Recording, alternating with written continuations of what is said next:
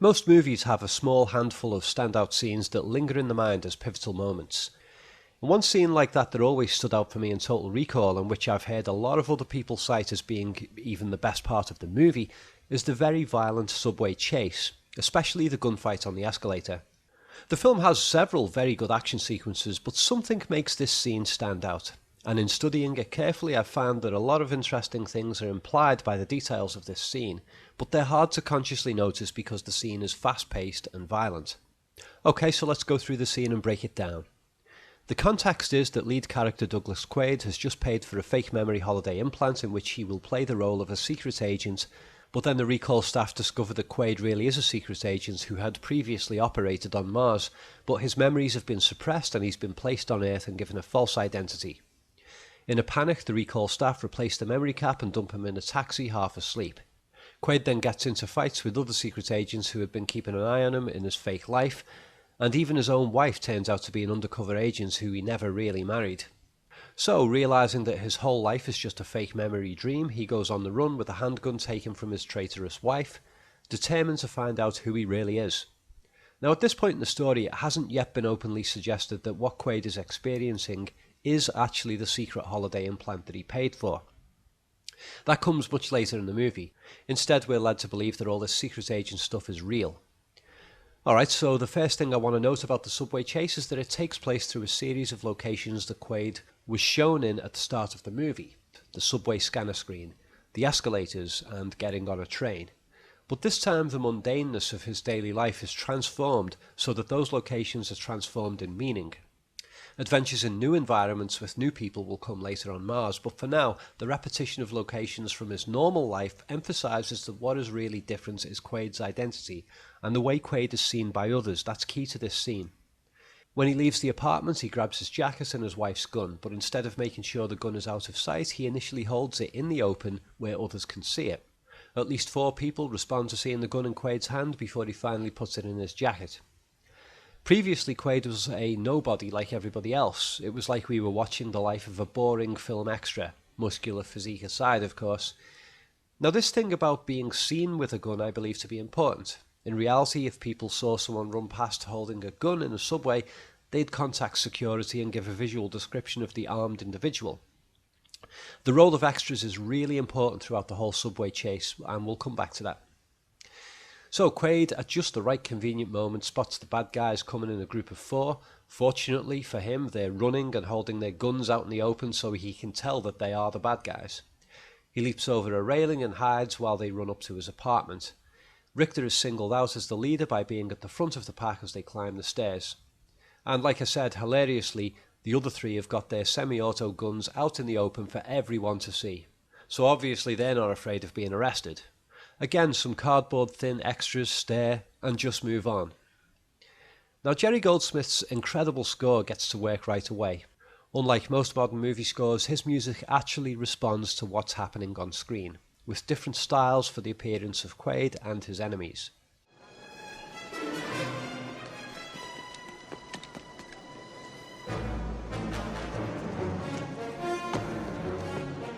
There's also a couple of little snippets of rapid percussion when we see the bad guys with their guns out in the open.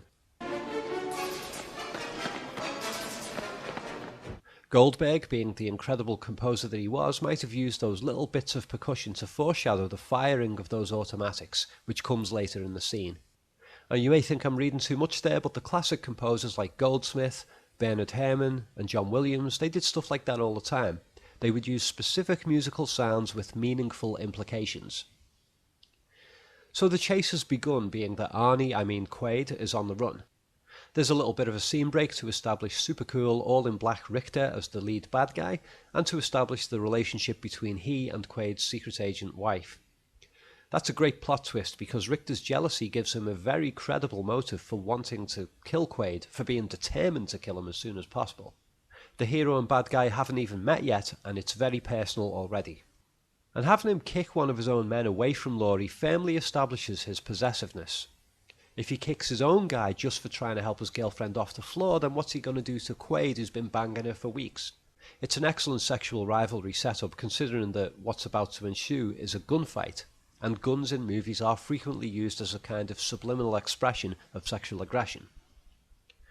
Next up we have the tracking device 3D image, which I consider possibly significant on two fronts.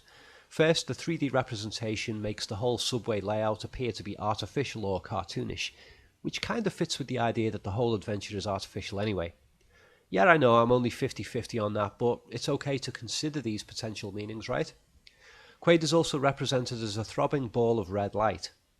Now, red is a colour associated with aggression, sexuality and danger, and is actually a key thematic colour of the whole movie, being that the sky of Mars is depicted unrealistically in blood red. Also in the tracker representation, Quaid is the only living presence depicted. All the extras walking about are non-existent. Sure, the tracker isn't designed with the other people in mind, but even if it's not intended thematically, I still think it's significant with regards to Quaid suddenly being a very important somebody while everybody else is a nobody. So the chase is on with the music pumping back in, with more snippets of rapid percussion. Subway, go! Quaid gently shoves a woman out the way and runs through the scanner device where his gun is detected. If he were to ram this woman out the way and onto the floor, we would lose empathy with him, right? Now don't worry, I'm not going to say the gun is phallic, but note that the gun is red and gives off red circles, quite similar to the tracker representation of Quaid. And both are similar to the bug itself once it comes out of his skull later. Quaid's again going through a location that is normally mundane for him, but this time he's important and noticeable.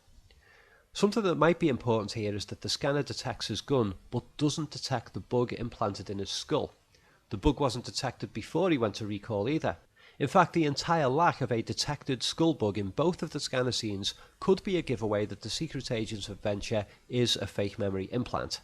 I always wondered what the point was of having the scanning machine moment in the film anyway, so maybe that was the point. Alright, now we have more of this stuff about extras essentially being unimportant, cardboard-thin nobodies. These guards are all armed, they block Quaid's path, and when he leaps through the scanner window without getting any cuts from the glass, the dumb guards just stand there and let him run away. And they make no attempts to arrest Richter and his buddies, who run right through, waving guns about. That's all very unrealistic. I'm not pointing out those discrepancies as being bad filmmaking, by the way. I consider them to be part of the ego trip theme that's present in not just Total Recall, but most other action movies. Extras are usually nobodies who just stare in awe at the protagonist battling his enemies. It's like they're an audience within the movie. And the various circumstances in which the action scenes take place are usually designed in favour of the protagonist. So, a bit of running with increasing musical tension, low angles of the key rivals, Quaid and Richter with sweaty faces to make them look meaner, and ceiling lights whizzing by to give a good sense of frenetic tension. Good camera work.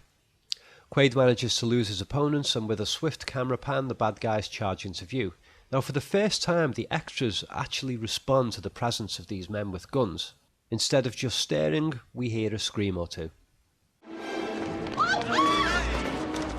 So far the extras have had it easy, but things are going to get really rough. A little bit of Casio product placement on the tracker device before Richter and friends split off to surround Quaid.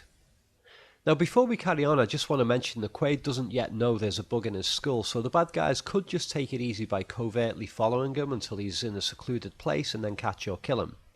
But instead they charge straight in with guns out in the open in a crowded public scenario, blowing their own cover. Sure, it could be that the authorities on Earth are so corrupt that agents can just go crazy in public without fear of legal consequence, but maybe it's all part of an unrealistic fake holiday ego trip implant. So, onto the brutal escalator fight scene. Now, I was 18 years old when I saw Total Recall on the cinema for the first time, and I was very accustomed to watching violent movies. The incredibly gory and sadistic Hellraiser film came out around the same time, and I had no problem watching that film. But this escalator fight really shocked me in that first viewing. It was a level of vicious violence that I wasn't expecting at all, and to the marketing department's credit, the trailer for the film didn't contain spoilers about what was going to happen here. The unnerving part is, of course, the poor fella who gets blasted into mincemeat, and that shock factor makes it easy to miss lots of other implications in this scene. The dismissive treatment of bystanders as being totally unimportant is present all the way through the sequence, and it's not just the bad guys who act in that way. Quaid knocks a guy flying off his feet and climbs all over people. The bad guys do the same with absolutely no concern for the average citizen, and for them to begin firing automatics down a crowded escalator shows total coldness and indifference to the lives of others. Now there are other strange elements to this sequence. Considering the amount of people here, there should be several casualties.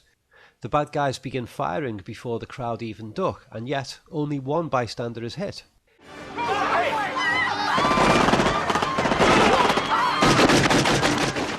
This one guy absorbs all of the rounds from all 6 enemies. So the rest of these people in this scene may as well be animated holograms. And then there's Quaid's behaviour. Although he doesn't force this guy to become a human shield, he does position himself right behind the guy, seemingly with the advanced knowledge that this fella will take the first bullets. It's like the bad guy Hauser is surfacing in him. After all, isn't that where he acquired his combat skills? The skills that he didn't even know he had? So we have an irony there.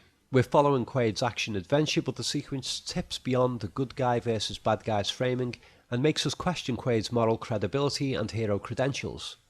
The scene becomes a sort of bad guy versus bad guy scenario, with the incidental extras depicted as worthless nobodies. I think that was what really shocked me when I first saw the movie, and I think Verhoeven intended that parallel. Imagine if the bystander had been a woman used as a human shield, or someone of different ethnicity. Audiences would really have lost empathy for Quaid, but by making the extra just some bog-standard white guy like Quaid, the scene rides the lines of taste and gets away with it. Actually, if the extra had been some corporate executive type in a sharp suit, it might have even got a few cheers. Or how about a priest or a nun? Isn't it interesting how the meanings of this scene could be so radically altered by changing the social identity of the human shield? We don't get to see any emotion on the victim's face before he's killed, which helps reduce our empathy for him. While everyone else is starting to panic, this guy almost volunteers to be the fall guy by just turning around and not ducking. So that allows Quaid to not have to show his dark side by forcing the guy to play the human shield role. And the guy's not particularly good looking or otherwise distinguishable. He's not with his wife, so there's a limited sense of tragedy associated to his death. There's no sense of loss to the world. Whereas in reality there would be a lot of broken hearts and a sad funeral for this guy, maybe even a widow and some fatherless kids. Every one of these incidental people would have family, friends and a job, just like Quaid had, but Quaid's survival is somehow more important than an average nobody going about his business. That's a standard action movie trope. And have you noticed that there are no children anywhere in the entire subway battle? To have kids traumatised by seeing the death and gore would intrude too much on the action fantasy ego trip. In terms of physical unrealism, there's plenty more to be said. Quaid is a big stocky guy, and yet this average build fella is a big enough shield to stop him getting a scratch. The bad guys are bad enough shots that they can't even hit Quaid when he's firing back.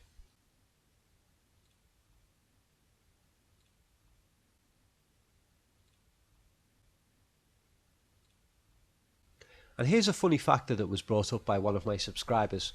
Quaid seems to have an excessive amount of ammunition in his handgun. Just to be thorough, I did a count. It's the same gun his wife tried to kill him with, and when she opened fire on him by stupidly not even waiting for him to actually come out of the bathroom, how convenient for Quaid, she fired off 16 rounds before having to reload the pistol. She then got off 3 more rounds before Quaid took the gun off her, so there ought to be 13 rounds left in the magazine, right? And Quaid didn't take any extra magazines with him. So how many rounds do you think Quaid shoots on the escalator? Well, I counted approximately 22 shots with no reloading. And when he gets to the old cement factory, he somehow still has another 4 rounds left. 26 rounds from 1 magazine. It's the magic pistol as long as it's in Quaid's hands. Here's another amusing bit of unrealism. The 4 bad guys fire down at Quaid even though their boss Richter and the tracker guy are in the same line of fire.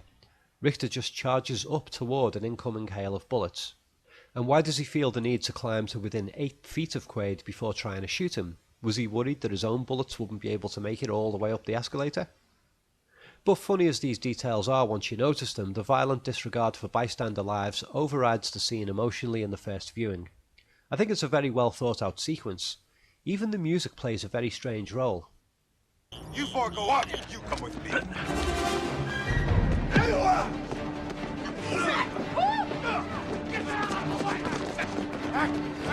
It maintains an upbeat, adventurous tone similar to the likes of Indiana Jones. Perhaps a deliberate mismatch of the visual brutality, suggesting intellectual falseness in line with the ego trip structure of the adventure.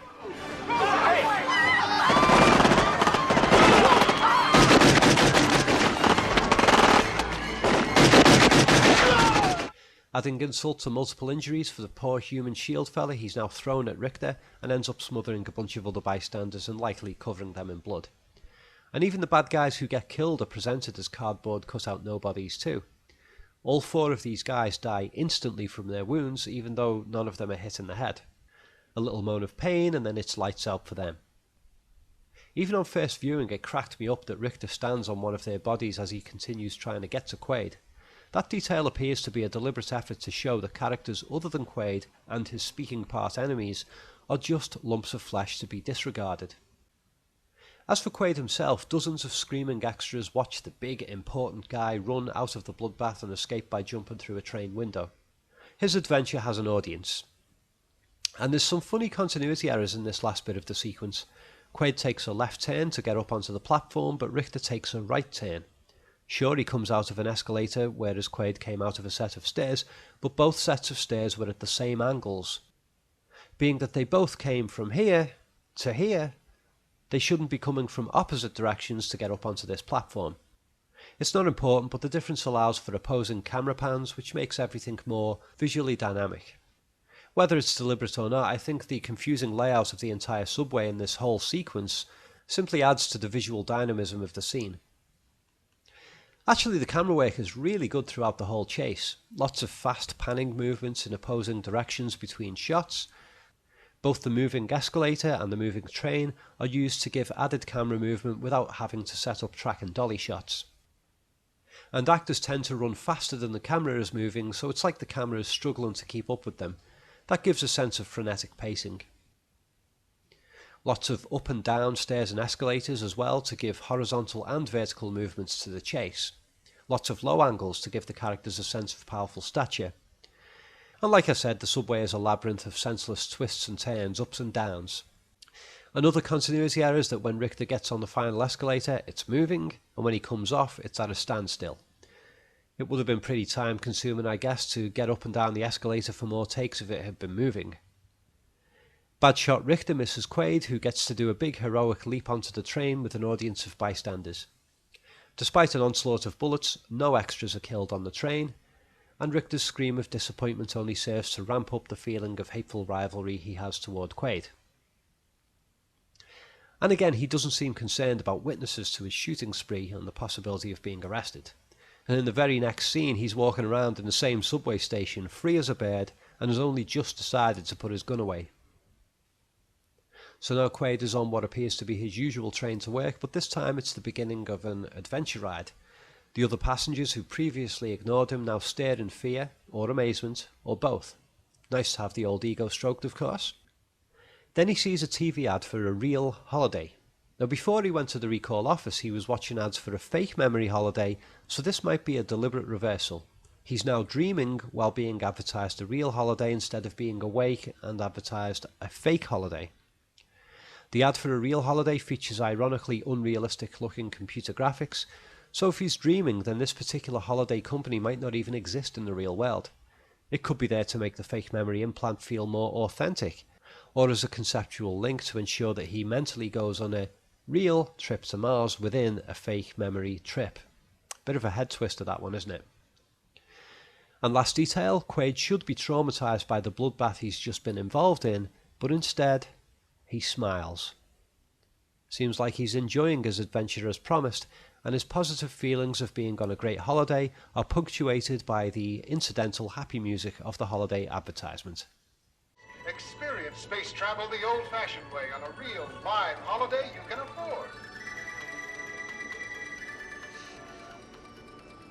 And that's the end of the scene. Well, that's a wrap, folks. The subway chase is fast and violent and sensationalist, but it's very well thought out and dynamically directed. And it has false reality ego trip implications all over the place, as well as casting doubt on the moral credibility of the lead protagonist. There's loads more good stuff in Total Recall, and I've got more in-depth videos on that film and on director Paul Verhoeven's other sci-fi classics RoboCop and Starship Troopers. So check out my film analysis page at collativelearning.com. Hope you enjoyed the ride.